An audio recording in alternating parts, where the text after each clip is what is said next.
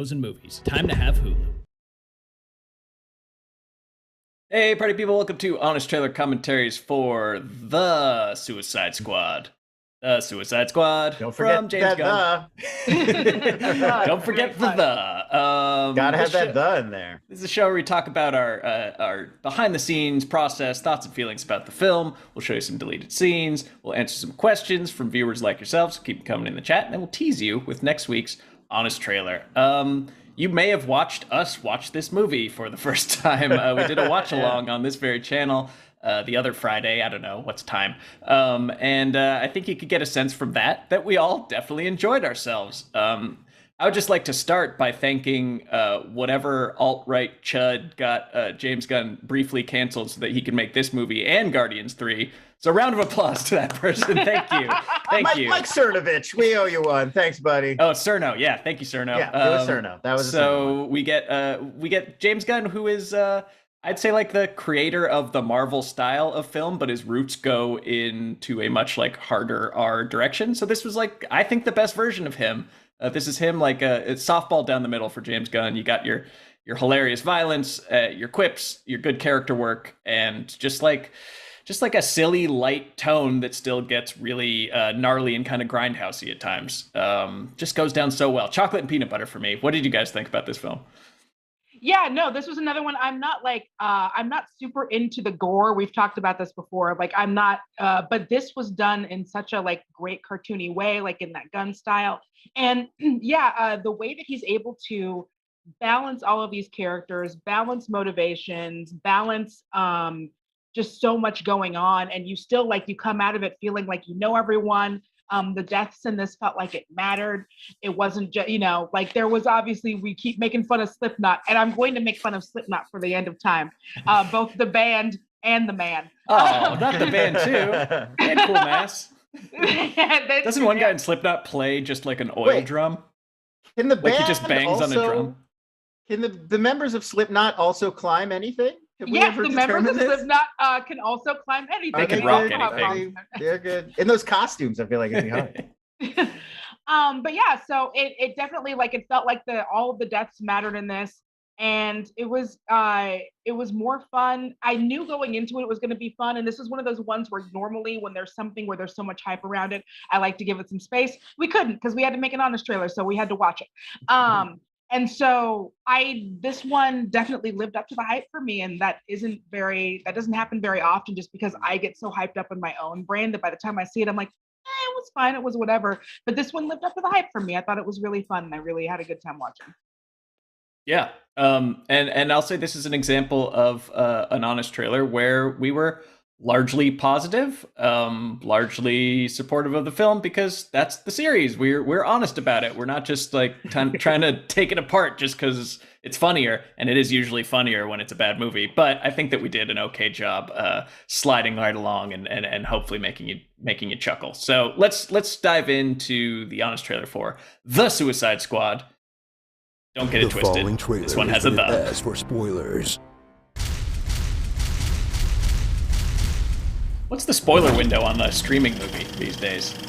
2 weeks? There is none. From this Some people just talk about it right away. And release the Snyder Cut, but are holding firm with David Ayer fans. No, we are not going down this road again. I don't care what happened on a submarine. Wait, what happened on a submarine? Comes the film that only exists because. Look, I know like every film is a huge labor of love and life lost to the movie making process. But Lon, I think your observation was like, regardless of David Ayer's story and his hard scrabble roots and the heartfelt message he posted, this was a movie about a clown lady fighting a sky beast. Yeah. Like, didn't deserve the gravitas that we're talking about it with. Right. People got mad at me after that tweet because they were like, how dare you make fun of David Ayer's trauma? I'm like, I'm not the one bringing up his trauma as it relates to the 2016 film The Suicide Squad. That's him. He's doing that. It's weird that that's the one where you're like, my artistic vision was so important that the dancing witch lady and her brother, the lava guy, had to fight the cholo with flame powers. And it's just like, this is the project that you're so committed to. Like, you made, you wrote Training Day, you made Fury. Like, the guys made, real movies. I guess we'll never know. We got to see that Ayer cut to find out what maybe buried within there is. Well, we know now that Deadshot and Harley Quinn had a romance story that was written out. That's the latest revelation. Yeah, Okay. like a picture of them making out leaked, and I'm like, well, is this from behind the scenes or is this like a real photo? This is this was just that after. It's fine. Jada is cool with it.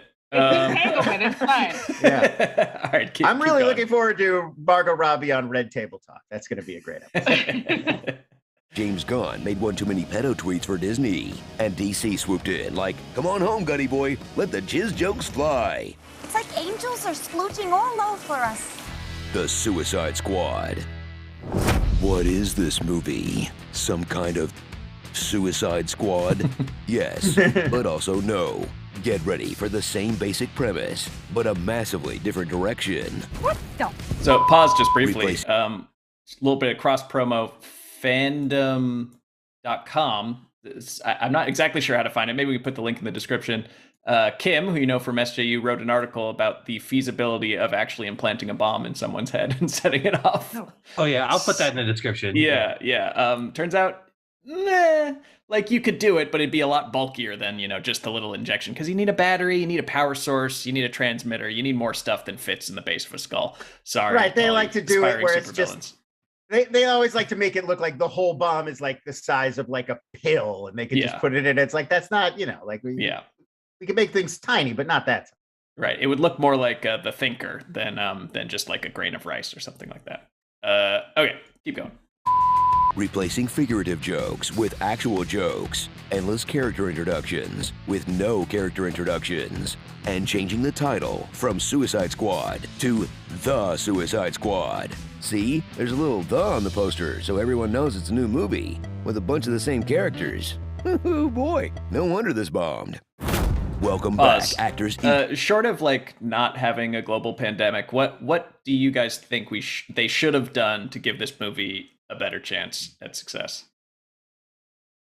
Oh, Was it doomed? No, I think it would have been a bigger movie, but it's also like it's R-rated. It's an R-rated superhero comedy. The word got out that it was pretty gory. Like, I think even with a Deadpool where like it didn't have just the level of nudity and gore and penises. Like, it didn't have all of those things. And I think that once word got out, because like there's some R-rated movies that people will still bring their kids to if it's just like language and violence. But once you start getting into dangalang, like that's when you really like it becomes a problem. Like when you start getting into stuff swinging around. So I don't, and not that we can't blame it all on full frontal nudity and gore, but I do think that that's a lot of it where people might be like, this one might not be for me in terms of just like, if we're just talking content and not all of the other stuff around what goes into marketing a movie. Yeah, it's a sequel to a movie. Like the first one did well. Like I get why they wanted to do a sequel because it made a lot of money, but it was not well received. It's not like a movie that 5 years later people are still talking about in a upbeat way. When are we going to get the sequel? Yeah. Right. There's a pocket of people who like, but so it feels like already you're kind of starting from like, okay, well, we got to like sell this again to people. But then you're also not bringing back Will Smith. Like every time we've seen them try to do, here's a sequel to a thing you liked with Will Smith, but we've removed the Will Smith. Oh, yeah. Get, like, that's a growing your Men in Black now. International, your Independence Day Resurgence. Yeah. It tends to not connect. And I think that you never want to, like, not everything that has Will Smith in it becomes a huge hit, but people do like that guy. When you start a franchise with Will Smith, they lose the will to live after the first one. and I think that it's not like this one, like obviously Margot Robbie, a draw, her third film is Harley Quinn. But other than that, I don't know that they replaced Will Smith with a Will Smith level draw. Like I love Idris Elba. I think John Cena is great. There's a lot of fun characters. It's got a great cast, this movie, but there isn't a marquee name like a Will Smith on it. And I think those two things just really hurt it. Like sequel to a movie that a lot of people didn't love and it's lacking the big name star. It's like, well, yeah, that's not going to do as well. Yeah. I think. I just don't think, I think us on the internet, we hear James Gunn and we're like, oh, Guardians, like, great, I can't wait to see this. I don't know if all the normies are like that. I think you got to sell them a little harder. It doesn't pass the mom test. Like, I go by what it is, and because my mom's like pretty genre savvy, but like she's getting lesser as there's more of it now, and she's like a person with responsibilities. And a Will Smith, that's something that my mom knows. A James Gunn, my mom doesn't necessarily. Nope. That takes a little bit of explaining. And right. And I think it's as much of explaining for this one. And if you're on Twitter all day, you assume everybody has the level of knowledge of all of these films that you have, and everybody's geared up for the Guardians guy to jump over to DC and do Suicide Squad. But I don't know if it translates to the everyday person who's just deciding what to see this weekend.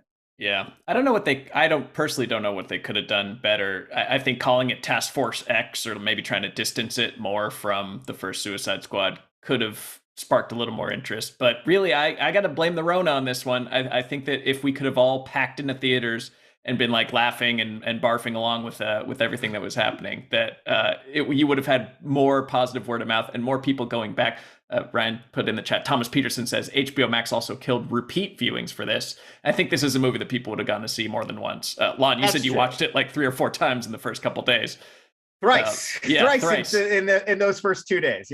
Yeah, so I don't know. I think this will be a great when things are back open, like a midnight movie that they can play at different places. I could totally see this at the New Beverly or what have you. So I think you definitely have to, like, if you're talking about how much it would have grossed, you definitely have to take the HBO Max into account. Tons of people are watching these movies at home and not going to the theater. I do think it's interesting to note that Mortal Kombat did almost as well as Suicide Squad at theaters, and more people, if you look at the Samba TV numbers, who knows how accurate it is. It looks like more people may have watched Mortal Kombat on HBO Max. So I do think there was a dip in interest in this movie versus where you'd maybe think a James Gunn comic book movie with John Cena. Well, then I really think it's the name, and it's the it's just the normies, like just looking at, you're on HBO Max and you see the Suicide Squad, and it's like, the poster kind of looks, the key art kind of looks the same. Oh, there's Harley Quinn. Like, I've seen this movie. I didn't like it. I'm going to just keep scrolling. I thought that was a crocodile man, not a shark man. Yeah, well, I must have, it's been 5 years. It's Mandela effect things, Berenstein. All right, keep going. Welcome back, actors eager to wash the stank off their last outing as these characters, like Viola Davis, bringing way too much talent and pedigree to a film with Pete Davidson in it. Okay. Joel Kinnaman, who somehow makes you care about Rick Flag to the point where his death hits the hardest. I blame you, Katana. You were supposed to have his back. Where was Katana? And of course, Margot Robbie in her third appearance as Harley Quinn, and third wildly different version of the character, going from stripper side piece to self-actualized badass to a twee romantic with a head full of flowers and birds, who still manages to steal the film in a sequence full of torture, dead goons, and close-up foot stuff. Or as Tarantino calls it, I mean, pause. It's at least 3 different writers, so, you know, it makes sense that it'd be slightly different takes on the character. I feel like her in this film was really just a setup for that, like, sight gag of her shooting the guy in the chest, and I think it was worth it. I think it was a great payoff. I don't really care that it doesn't super mesh well with the last 2. What do you guys think of Harley Quinn in this film?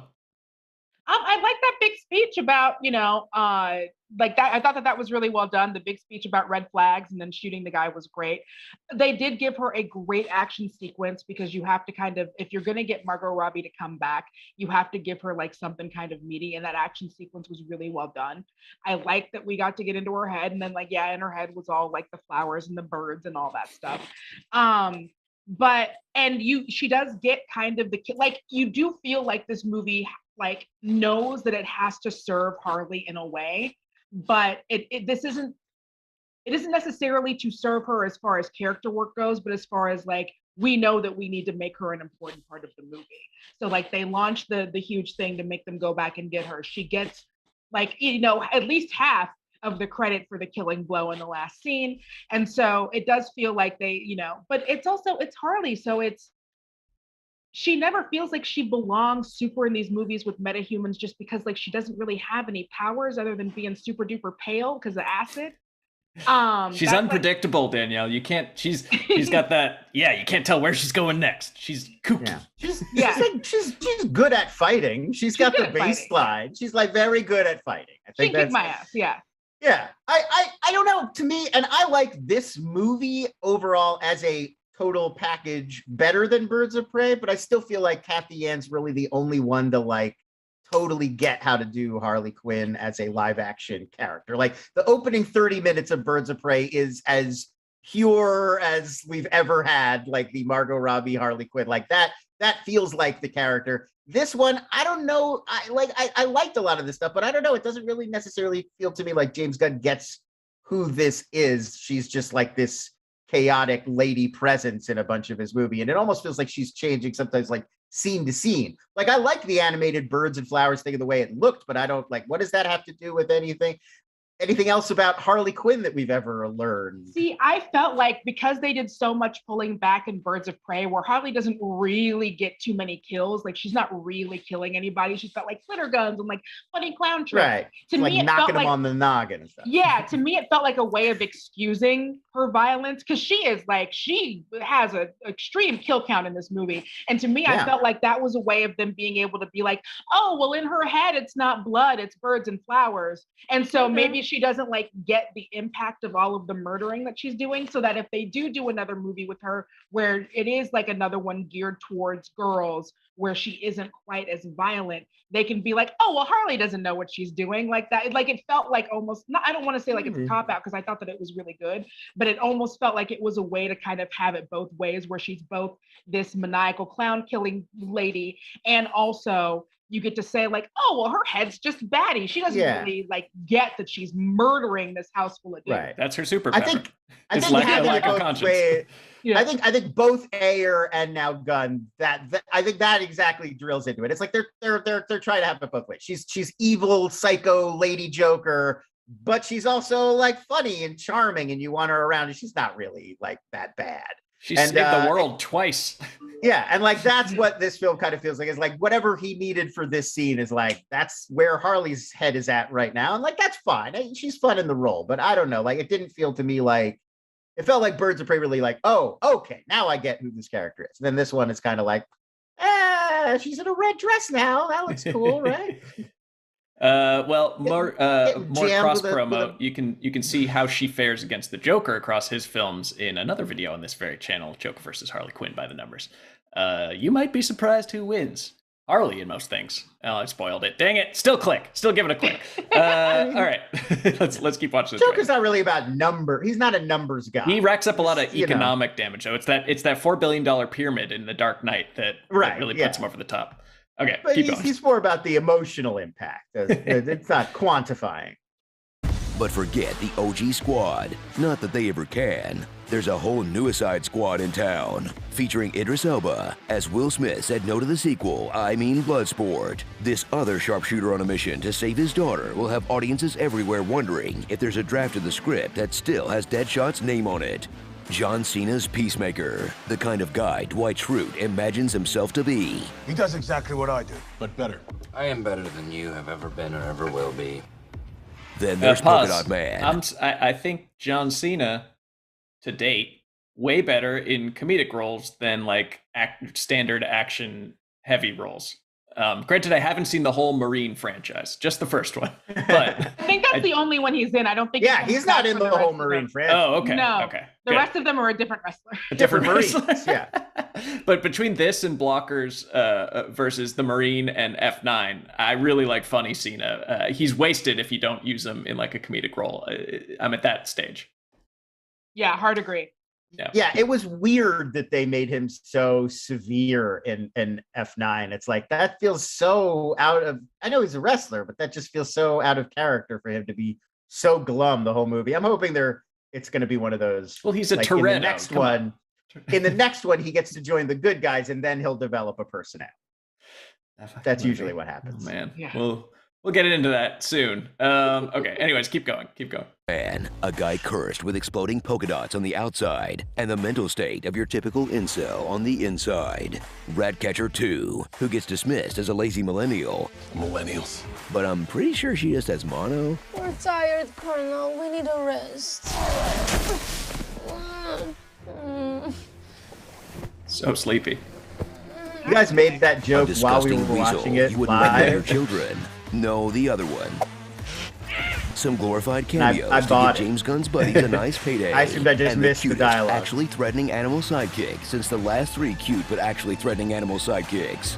Please, please, please give us behind the scenes of Stallone's VO sessions for this. I need it. New dumb friends. Follow the smartly crew of Outcast as they do an adorable version of the Bay of Pigs, featuring an extended massacre of freedom fighters play for laughs. I mean, it was That hilarious. innocent man had his wiener out, because when the USA has to do a good Yeah, old-fashioned South pause. American... I mean, this film was like, look, the politics, let's say, were muddled. We're a little bit muddled.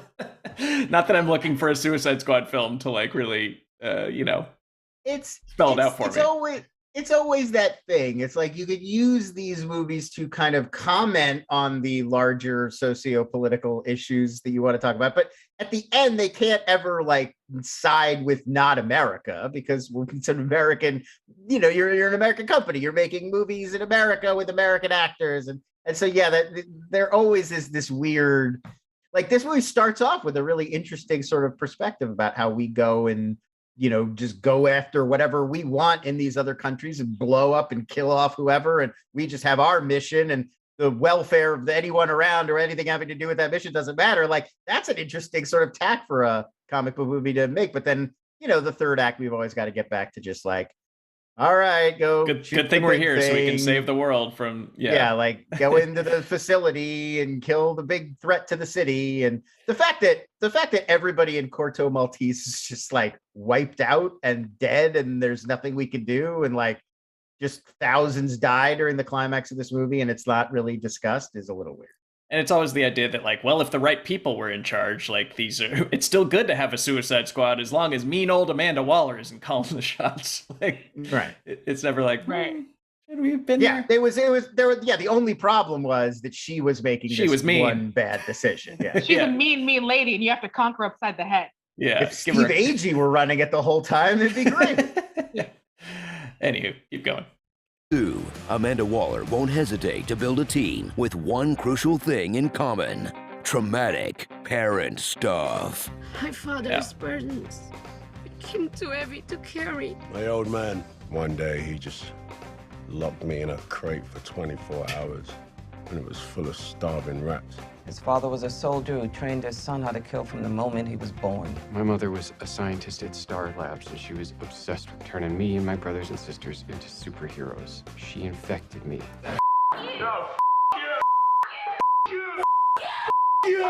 And we don't really know what's up with Harley Quinn's dad, but come on, it's nothing good, right? So pause. Yes, we got something wrong. Tisk, tisk, tisk, tisk. Birds of Prey, they say that their dad traded her for a 6-pack of beer. But I say that Harley is not the most reliable narrator. I don't think we really know what was involved in that 6-pack exchange. Yeah, right. That seems like hyperbole.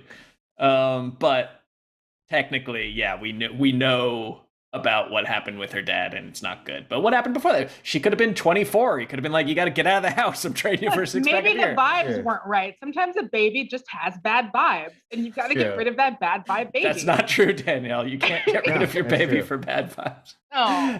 Not a thing. But yeah.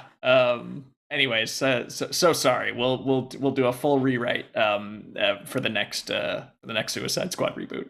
I am not sorry. Lon remains unapologetic. I do not feel bad about this at all. Great. All right, moving on. Keep going. Serious case of daddy issues. You all do. Even the Guardians all do. James Gunn hates dads. When Thanos took my home world, he killed my parents in front of me. Every time my sister prevailed, my father would replace a piece of me with machinery. Just like my own damn parents who sold me, your own little baby, into slavery. That's my For 6-pack of beer. Father. And apparently birds too. We just have bad dad stuff on deck. Yeah, you could do that for So strap every in comic for a book chaotic character. good time with a little bit of everything. Hilarious violence. Bims. Dicks. A Gen Xer's greatest hits mixtape. Chapter headings that make you say, ooh. Disgusting animals that make you say, oh. And a finale where rats eat a giant eyeball that doesn't make you say, Come on, people, see this movie. Why couldn't they have just called it Suicide Squad? We're sorry, and we promise we did better this time. There you go. We're just unapologetically telling you to go see it. If it isn't Rickman, the guy who can flag anything, I'm going to become the Poker. Will Smith. Why are you showing a blank screen? There's nothing. Oh, I get it. Rocky Shark. Yeah, Come pause. on, everybody. You animals, you finally got us to do it, because every time we do John Cena and his starring, it's like, why didn't you do the joke about how you couldn't see him? So. Can't see him. All right, fine. There you go. We're never doing it again. All right, keep going. Attitushi. Color Me Bad. The Dick of It. A Starro Is Born. Saturday Night Dies. I'm Mary Pop. And the Ayer Cut. Who are you going to show that to? Goddamn people deserve to know. I'm gonna need that drive, Colonel. No one is saying what they did was right. That information gets out, it causes an international incident. We should have put like some sort of Warner Brothers logo on Peacemaker there or something like that. Yeah. Made him exec.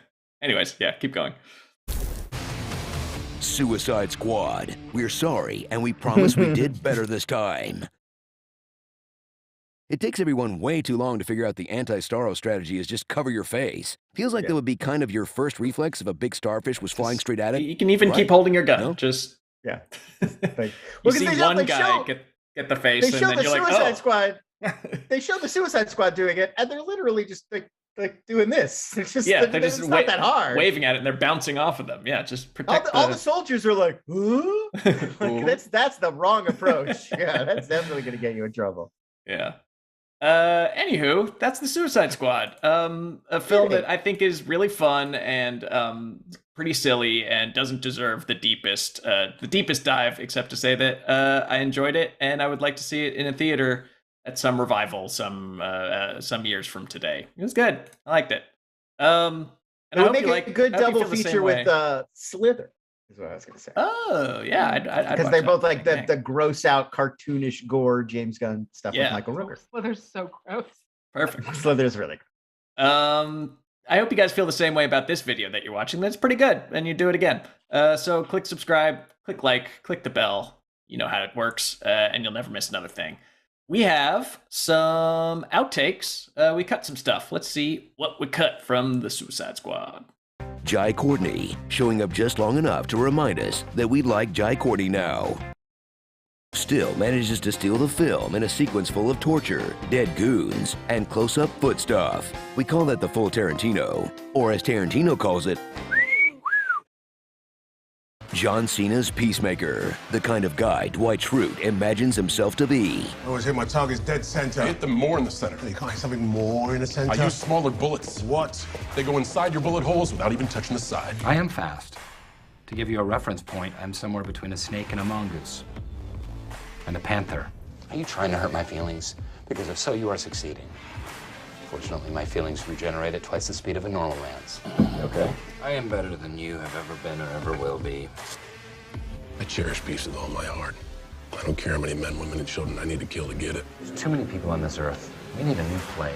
We'll have to wait for his spin-off series to learn why he was in prison in the first place. But you get the feeling he has to tell people about it when he moves into a new neighborhood. But if this whole beach was completely covered in dicks, and somebody said I'd eat every dick until the beach was clean for liberty, I would say no problemo.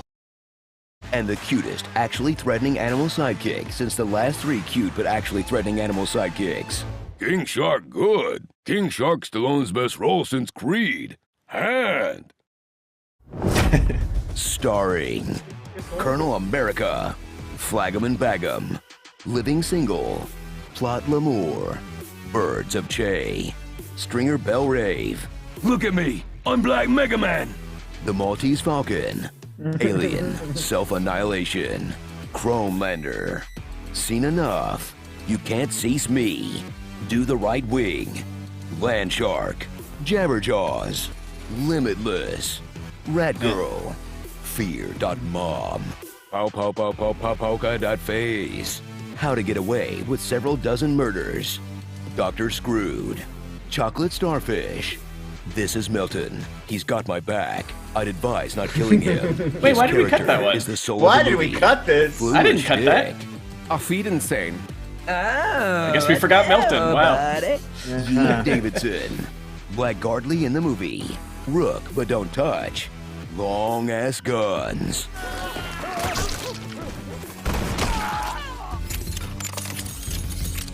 Guns just keep getting longer.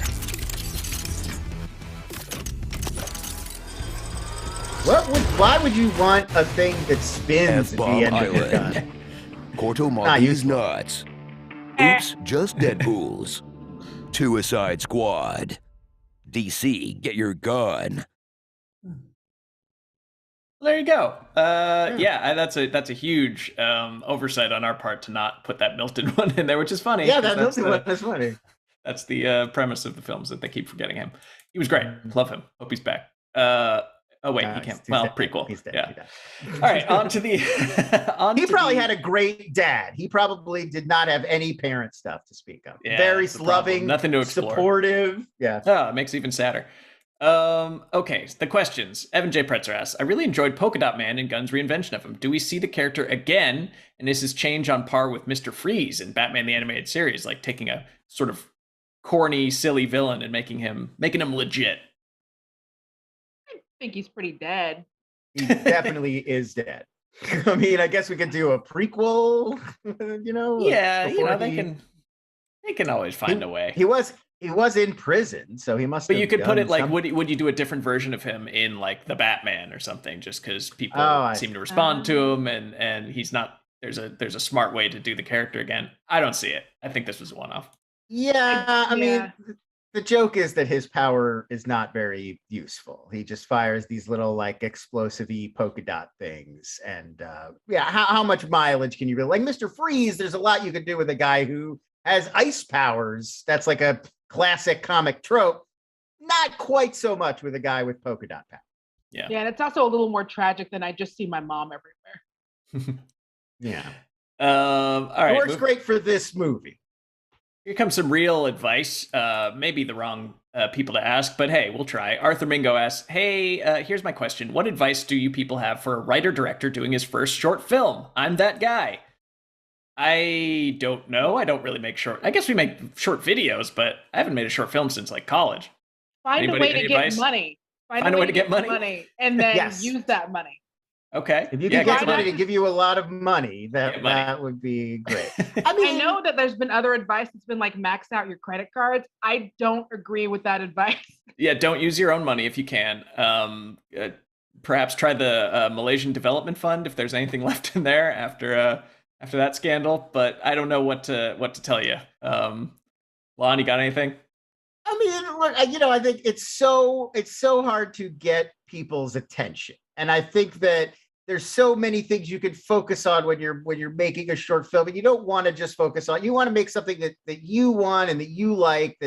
But I think that having one element there, whether it's the title, something about the premise, a shot, a cool thing that you do, having one thing that people could grab onto that's like, why am I going to share this with my friend? Why am I going to tweet this? Why am I going to post this on whatever?